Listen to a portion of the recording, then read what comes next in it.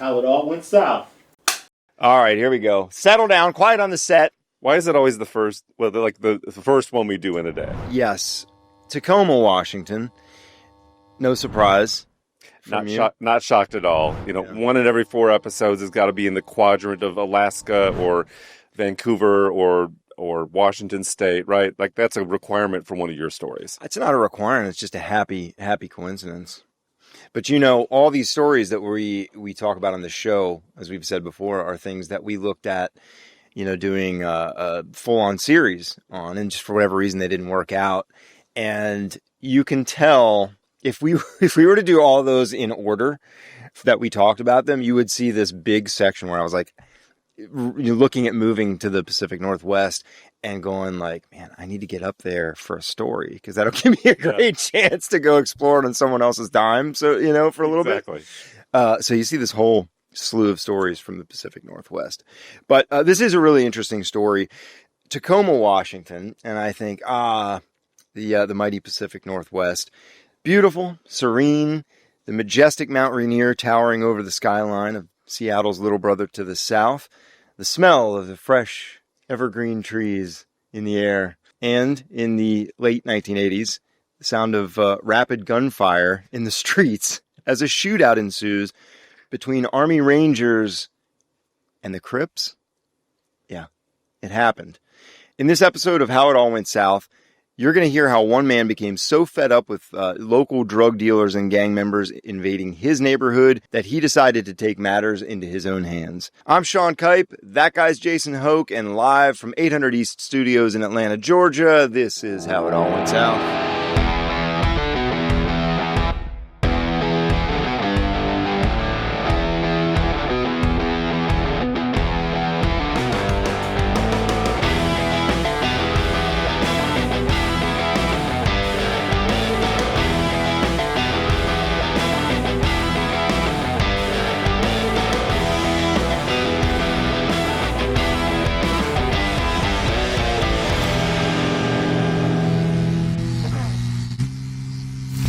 In the summer of 1989, Army Staff Sergeant Bill Foulk of the 2nd Ranger Battalion returned to the U.S. from a deployment in Panama and was stationed at Fort Lewis, which is 9 miles maybe south of Tacoma, not too far. 2 years prior, he'd purchased a house for just $10,000 on Ash Street in the Hilltop neighborhood, a neighborhood that needed a little love. It had a high crime rate, but Foulk thought that it would be a good investment opportunity. He'd fix up the house when he returned from his deployment, and hopefully things would have changed a little bit for the better by that point. But to Bill Foulk's dismay, that hadn't happened. In fact, the neighborhood was worse off than when he purchased the house. There were people hanging around on the street corners who everyone was pretty sure were drug dealers and suspected gang members, hanging around, just making an unsafe vibe for the whole neighborhood, including the house across the street from the one that Foulk had purchased. Seemed to be like the central hub of gang activity in that neighborhood. Yeah. Across from the guy who's an Army Ranger. You know, already not a good setup. Foulk had joined members of the community to create a group to advocate against the illegal activity happening in the neighborhood. They made signs, protested, and even took pictures of the dealers, which is something I do not recommend, taking pictures of drug dealers for any reason. It's not a wise move, especially if you're like a skinny white kid like me that's like, I'll get him. Yeah. Tell him it's for an art exhibit. Yeah. Or something. Yeah. Our fair in the square. Yeah. The Crips, the Bloods. Community spotlight. They made signs, protested, and even took pictures of the dealers. Police did nothing. They also reached out to the city council, who said that there was no funding to address the issue. Over the next few months, Foulk and his wife, Sharon, had recorded license plate numbers, which again I don't recommend, and photographed dozens of cars visiting the house across the street. It was during this time period that Foulk installed a security camera on the second story of his house, aimed at the house across the street. he was going to get video of the drug deals to give police as evidence, hoping that would be enough for them to actually do something this time. They then provided their collected evidence to the News Tribune, which published an article about the group's efforts on September 21st, 1989. So I'll say now, you already maybe get the sense of how it's, if you live in the city, and you and I both live in the Atlanta, I mean, you're kind of Atlanta proper. Mm-hmm. I'm in the burbs, but for us living in an environment like that, and I lived in LA for a long time, seeing drug dealers on the corner, homeless people, drug deals, that becomes kind of common, right?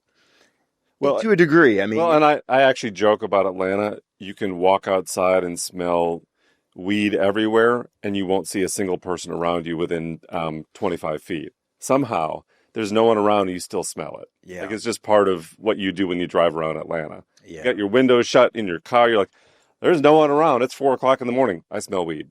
Yeah. What are you doing out at 4 o'clock in the morning? Driving around? Going to the airport, usually. Where's that? I know. Need my fix. It's the run before my run in the morning. Yeah, that's true. I believe that.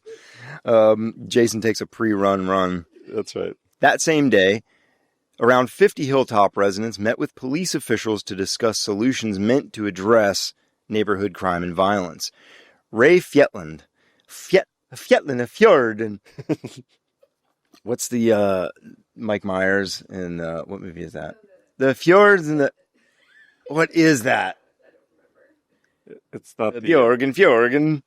It's not the axe murder. Sorry, I married an axe murder. Yeah. That's it. Yeah. The fjords and I forget. I can't remember what he says. Can I ask you a question about that? So did they print a newspaper article about this? So does it say credit Foulk on the photo that they used in the newspaper? Like, I wonder who's been taking these photos, right? I don't know that they actually put any from that article in the paper. You know what I mean? Like, because that my point is, like, that article goes up and they're like, oh, we know who did this. True, but how many of the gangbangers are reading the morning, right, smoking a spliff? You know what I mean? What are they called? This is 1989. They were gangbangers. I mean, you got to see a picture of these guys too. This is, again, 1989, and just the style of dress of, like, the culture. You know what I mean? Where there's a picture that we can get maybe pulled up. There's a guy who looks so much like Eazy-E. It looks like the NWA album cover. I'm not kidding. He looks like Straight Outta Compton. I mean, it's super cool to me because it's just, the guy looks so much like Eazy-E, and you just see that style that was the late 80s West Coast hip hop. There you go. Yeah. So see the guy leaning on the car? Wow. That actually, I mean, it looks like that was in a newspaper. It looks like NWA. It looks like the NWA. The Tacoma division. Yeah. I love it. I think it's really cool. Ray Fjetland, the Tacoma police chief, attended to explain to neighborhood merchants and residents why 4 of the 6 police officers of the Hilltop Crime Management Team had been recently reassigned. The Hilltop team, created the previous year with the city council's endorsement, was designed to fight escalating crime and violence in the neighborhood by encouraging cooperation between the community and the police. That's a mouthful. But think about, what's that, Coffee with Cops? Or Coffee and Cops? Do you know what I'm talking about? Have you ever? No. It's like a community thing that happens, and I would just try to bring the community together. Yeah, and they would be, like on a Saturday or Sunday morning. Yeah. You go until like 11 o'clock or something, and you meet the police officers that sort of patrol your neighborhood, and it gives them a chance to meet you and kind of get to know the people. They're not just the guys in the police cars, wandering the neighborhood, or maybe like. There's a more informal setting, is what you're saying. Yeah. I guess the idea is these are the people that we're protecting, and it makes you want to do your job a little better, and we should care about these guys because, hey, they're cool. Yeah. Whatever. But so that's kind of like what this was. Residents were very vocal and critical of the cuts and warned Chief Fjetland that they were close to taking vigilante action. They also complained about racism in the 911 service.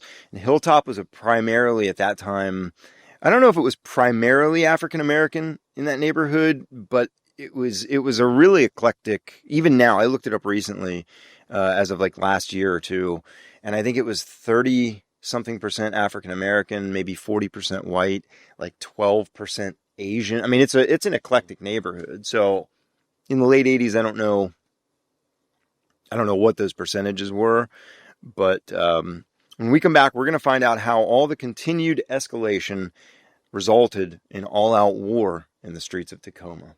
We'll be back.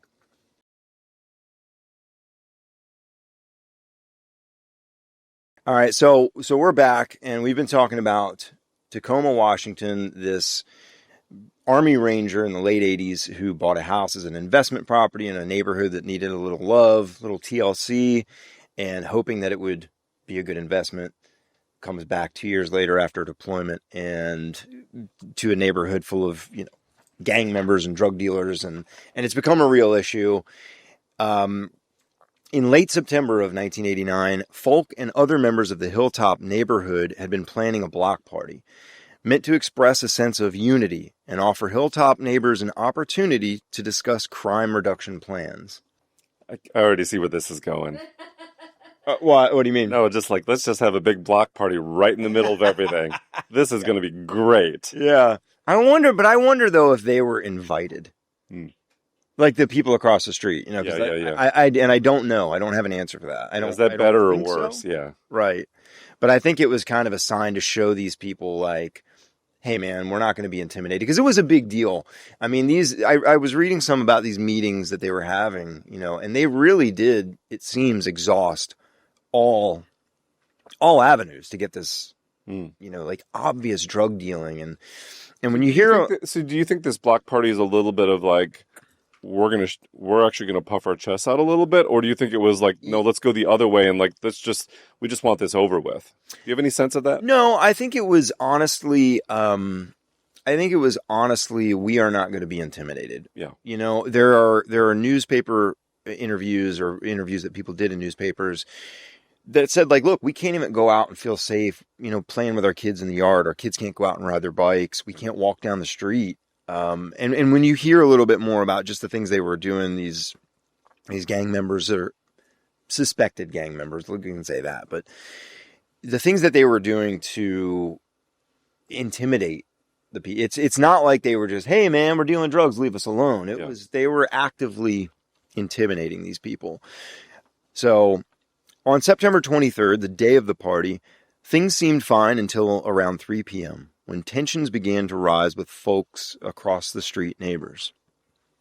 Throughout the afternoon, partygoers watched as people came in and out of the neighbor's home armed with shotguns, rifles, and assorted handguns, with numbers fluctuating between 5 and 25 people. So there's activity there, and they're not hiding it. If you are at a block party and you see people carrying shotguns and rifles they're making a statement. Wow. So, whoa. Around 4 p.m., rocks and rotten pears were hurled at the second-story window of Foulk's home, where he had mounted that security camera. They had actually, I think, just noticed it, according to the newspaper article I read. And so they started throwing rotten pears and rocks at it. Interesting. Yeah. The gang members did slow drive-bys all day long to intimidate people. Hoping to defuse the situation, Bill Foulk and some of the other Rangers present tried to settle the dispute, but the neighbors refused to stop, threatening to kill Foulk and burn his house down. And that's where you could say, that escalated quickly. Yeah. Hey, do you guys, why are you throwing pears at we'll kill you and burn your house down. The heat got turned up. Sure. Yeah, real quick. Pressure cooker. Yeah. I wonder what they were serving that day for lunch. At which house? At the block party. I mean, I would say Alaskan king crab legs and escargot. I mean, I'd get pissed off if I didn't get a chance to show up at the table and have a little lunch, right? I wouldn't threaten to burn your house down if you didn't invite me to your barbecue. You don't know that. I kind of do. Okay. Proceed. I've got a sense of moral responsibility, Jason. Yeah, so they threatened to burn his house down and kill him. I mean, it really did escalate very quickly. Other accounts, though, of the evening stated that the Rangers, including Foulk, taunted and jeered some of those people across the street. I will say this. If I'm sure you know some folks that were in the military. A lot of my buddies that I went to high school with and grew up with went into the Marines, the Air Force, and Army and whatever. You get those guys, especially after they've come back from a tour of duty, get them a couple drinks, get them fired up in a situation like this. I absolutely see those accounts as being legitimate. Like, they're not going to stand there and be like, oh, well, let's see what happens. No. Yeah. No. You don't get a bunch of jarheads liquored up and they're ready to fight. God bless them. Regardless, Foulk knew that there was only one thing to do. Call in reinforcements from any of his available Ranger buddies, along with a reporter and photographer from the News Tribune. So he calls them out to the block party. I kind of see like green Jeep showing up, and look, guys with bazookas on the back. Yeah. Helicopters flying in. It's like it's MASH, you know? Yeah, pretty much. It's kind of the image you get from this. But yeah, he called up a bunch of his other, because again, the base is only 9 miles away, and these are all his guys in this battalion. And he's a staff sergeant, so it's like round up the boys and get them on over here. And so they end up with like 15 Army Rangers at this little block party. I mean, yeah. Hot dogs are good. Free beer. Oh, we're there. Bring your gun, free beer. Yeah, bring a gun, free beer. And they did bring guns. We'll get to that. Once the Rangers arrived, they immediately went to work with partygoers to set up a barricade 4 inches thick, 3 feet tall, with heavy wooden planks. He was, I guess, working on his house, right? Trying to fix the house up to so he had all these, like thick, heavy wooden planks for whatever he was doing, and 4 inches thick and a 3 foot tall wall basically in front of his house as a barricade to hide behind in case gunfire broke out. Wow. Like, they just saw it coming at this point, and again, you had a couple beers, you got your Ranger buddies, and you're kind of already puffed in your chest, and this guy says it will burn your house down and kill you. Them's fighting words, right? In all the history of every movie you've ever seen where there's a shootout and there's someone inside, we've never seen, let's build a barricade in front of the house. No. That is wild to me. But I will say this. How many of those movies have you seen, though, where it's like legitimate Army guys? You know what I'm saying? Like, these guys, that's the thing here that surprises me when you hear how this all goes down. The fact that these guys were like, all right, these guys are Army Rangers. They're trained to do this. Of course they put up a barricade. Like, you know what I mean? Like, they're going to know where to go behind the cars and what angle of that's what they're trained to do. And they lined it up correctly. And right. No, it's 100%. This thing isn't falling back. 100%. Wow. Some of the neighbors had actually sent their children off with babysitters at this point, fearing that the escalation could continue. And that's a good move on. I would hope so. Good news, Mom and Dad. Send the kid off with Aunt Jenny or whatever. When you see them setting up a barricade, in front of the drug dealer's house. So, someone brought fireworks. It's dark out now. All of a sudden. Pop. Yeah, I just see like a couple lawn chairs sitting out. Like, right. Let's see how this plays out, Mabel. Yeah, they're Bob and Elaine in the corner, just like, hey, this is gonna be great. Yeah, you got the people that like peeking out of the blinds. Yeah. At 9:20 p.m., that escalation is exactly what happened. Witnesses claim that the first shots fired came from about 4 houses down the block.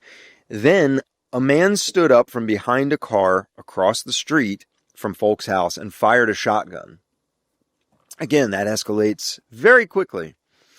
When the first shots were fired from the neighbor's home, 15 Rangers from Foulk's battalion began returning fire. Neighbors ran inside Foulk's home, and the Rangers took cover in positions around and in the house and behind that barricade. Windows shattered, bullets tore chunks of wood from window frames and siding. At that same time, just out of sheer dumb luck, a Tacoma police cruiser happened to turn down the street, turns down Ash Street right into the middle of this gun battle, slams the car in reverse and quickly backs down the street away from the hail of bullets.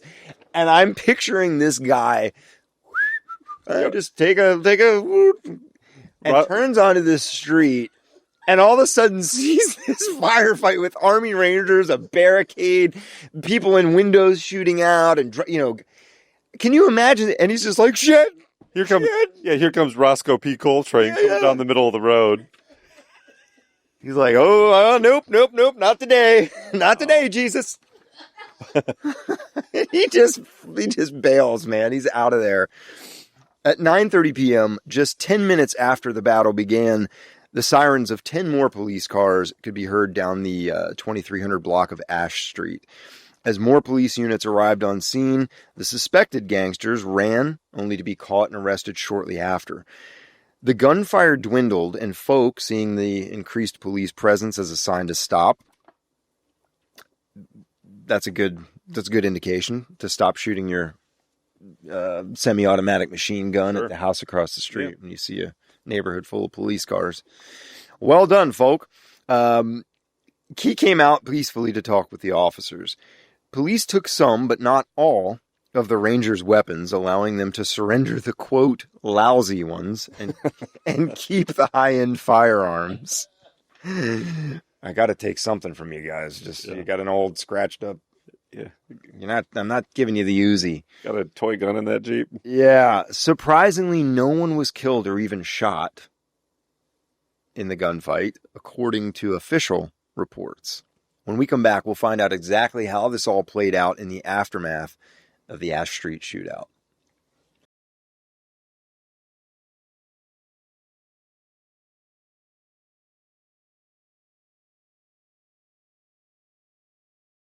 So, Jason, what do you make of this?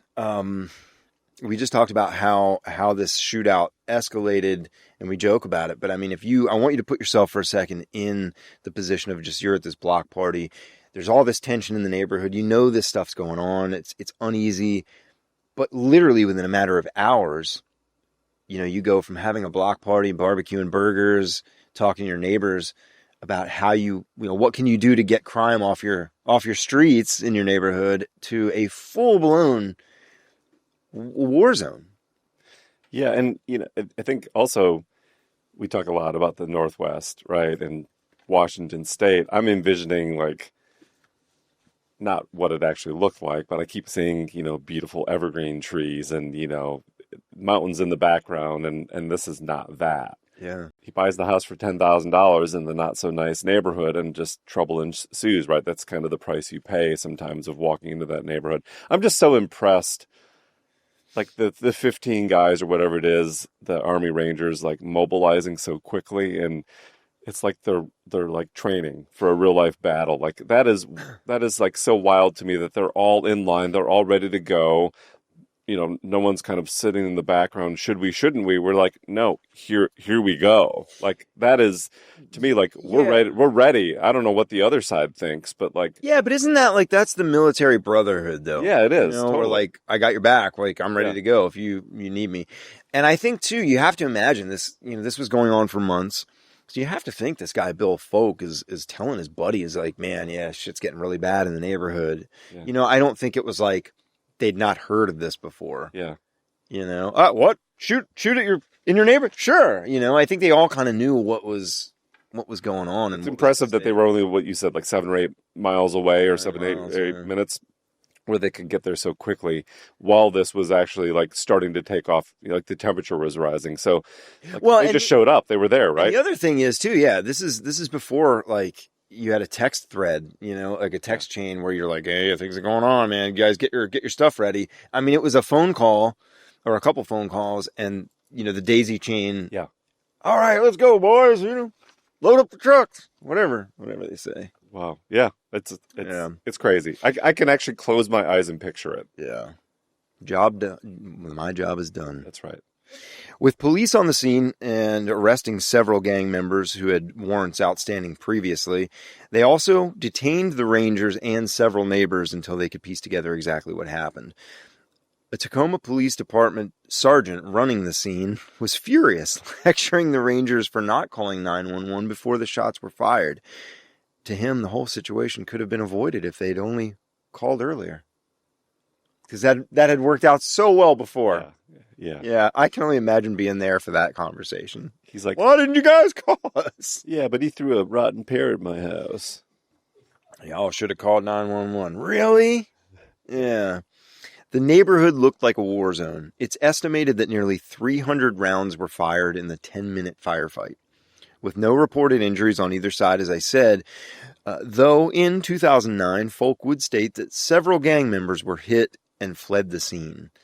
10 bullets went through the upstairs window of Foulk's house, and there were numerous bullets lodged in the walls throughout the rest of the house. And I'm going to say, there's no way you had 15 Rangers who didn't hit one person. Right. Unless they didn't mean to. And it doesn't seem like the situation. I think people got shot, and they took off. Yeah. But it sounds like this guy was like, in 2009, came out and said, yeah, fucking of course we hit them. Yeah. They left. They got carried out. Yeah. And what are they going to do? Go report? Yeah, exactly. You know? Yeah, the warrants. You stole my drugs. I want to file a report. While the neighborhood as a whole was fed up with gang activity and ready for someone to take control of the situation, others were not happy about the fact that there was an all-out war on their street. Arguments and fistfights erupted the following day among neighbors, some upset about the illegal drugs and others who said they were being falsely accused of being drug dealers. Many residents were angered by the involvement of the off-duty Rangers, which was surprising to me to learn that. I mean, I get being upset about what happened, a firefighter, who thought that was actually going to happen, but maybe it's like the official military act. Can they do this in a neighborhood like this and still be considered, on whose behalf are they acting? Right. Are they buddies? Should they be doing this? Is it appropriate? Is this official military business, or is this something else? Where's the police? Well, do we just let the military take over if there's a fight? Like, I get a little bit of that. Sure, yeah. No, I mean, I get it. But basically, they were angered by the involvement of the off-duty Rangers and a lack of their arrest in the shooting. As a means of trying to lessen any racial tensions, Tacoma police sought assistance from the U.S. Department of Justice Community Relations investigator. Residents feared, and I totally get this, residents feared that if the Rangers involved didn't face consequences, extremist groups would have been encouraged to use the incident as rationale for any future actions against African Americans. And really, you could say that about anybody. I mean, like if these guys didn't get any kind of punishment, that would set a precedence of like, oh, problem in your neighborhood? Right. Strap on and take them out. Yeah, slippery slope. Yeah, it is. Fort Lewis officials responded by declaring the Hilltop area off limits to soldiers in the 2nd Ranger Battalion who did not live there. However, they repeatedly made statements that the Rangers involved would not be disciplined.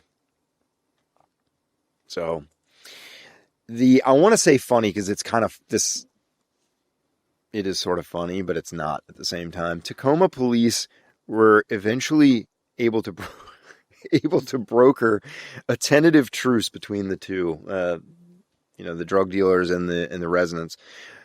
Ultimately, Foulk and his neighbors acknowledged that their opponents needed to make a living and couldn't completely stop the drug dealing. The agreement was, this is real, by the way. And remember when I tell you this, that the Tacoma police are the brokers of this deal. The agreement was made that the dealers would move their business elsewhere if residents agreed to, quote, no longer refer to them as gangsters and to continue ongoing talks. They hurt their feelings. I mean, I'm picturing this cop, it's like, all right, you are going to sell drugs down the way, right? And you're not going to call him a drug dealer anymore, are you? All right, shake on it, It's so... And his name is not Alvin, it's Easy. Yeah, Jesus. But it's just the fact that, like, I get if they on their own were like made this thing, but the police were, I mean, come on, guys. And then to put it out here. And then to put it, like, it's one thing to do it in the back room. It's another thing to put it in writing. Yeah. Wow. Incredible. Who was wrong in this situation? Wrong? I don't know. Was anyone wrong? I mean, is it ever right to take, is vigilante justice ever? I would say it's not recommended. How's that? Like, right or wrong? I can't weigh in on that, but, like, should you poke the bear? Are you looking to get in? Like, anytime you are kind of spurring for a fight, is that a good idea? Especially when it's not just fists, it's actually like weapons or guns. Yeah, no, but think about your neighborhood. Like, if that happened in your neighborhood right now, and it was like something that happened that was just out of your control, it was worsening you didn't feel safe for you, for your wife, for your kids, and for your friends' kids and families, and it was lessening the value of your house, of course, which is important. But you've gone to the police, you've gone to the city council, and you've done everything you can. You've gotten the community together you've protested and put up signs. I mean, you've done everything you can, and no one's helping you. At what point are you expected to, like, just bend over and take it? When do you stand up and, I'm not saying you go out with machine guns like Rambo, but. Well, you've been to my house, so I have a lookout tower on the second floor, so I can be a sniper.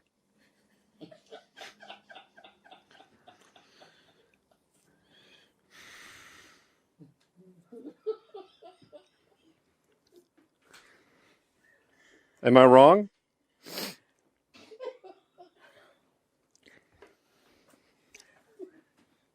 I'm trying to think of how to respond to that.